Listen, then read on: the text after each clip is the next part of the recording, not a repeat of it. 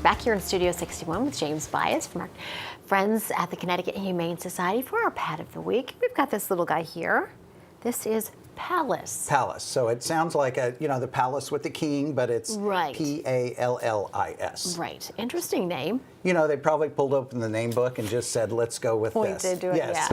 Yeah. So a 1.5-year-old guinea pig came into us from a family who could no longer keep him.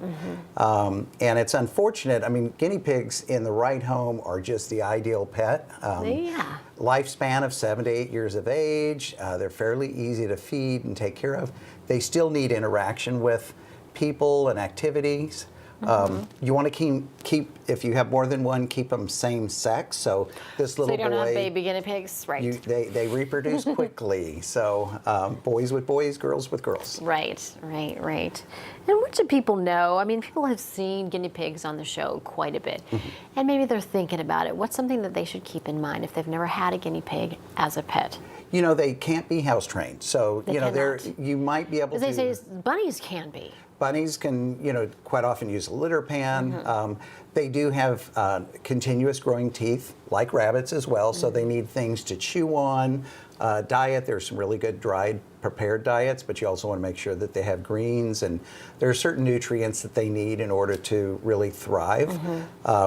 But they are very personable. Once you get to know them, they like to play, but you don't want to leave them out. Unattended, because they could. They're chew not some like wires. Cats, right? They can't just wander and Yes. be left on their own. They don't climb like cats, which is kind of nice too. So you can go with some of these exercise pins, and for the instead they most chew part, on furniture legs. Exactly. They can, right?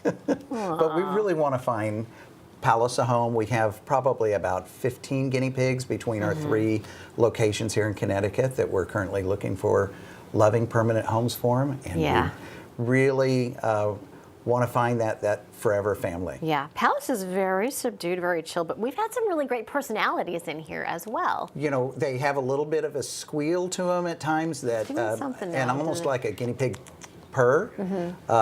So they do communicate amongst themselves as well as with people, and they will let you know when they want something. It's a high-pitched whistle that they will do when they want your attention. He's doing a little something now. It's that type of thing.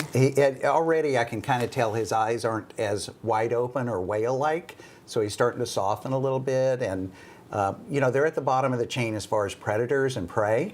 So, having dogs around and cats around, you really want to keep their stress level down and make sure that they don't feel like they're always going to be the next prey for some other animal. Right. Now, that being said, can they get along in a home with dogs, multiple dogs or cats? It depends on the dogs and cats, and also the guinea pig on whether they're going to be able to adapt. But, it's a matter of just kind of visiting with our staff and volunteers at Connecticut Humane Society, and we'll walk you through how to have those mixed families. Yeah.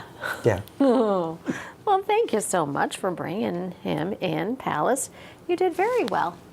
One more beauty shot here. And he's a pretty good sized boy, too. He is. You know what? I love his markings on his face. A great character looking really in his cool. face. And, yeah, look at that. Yeah, good stuff. All right, James, thanks so much for being with us. Thank you, Erica. cdhumane.org for more information, of course, for little Pallis or any other pets that you're looking for. Yes.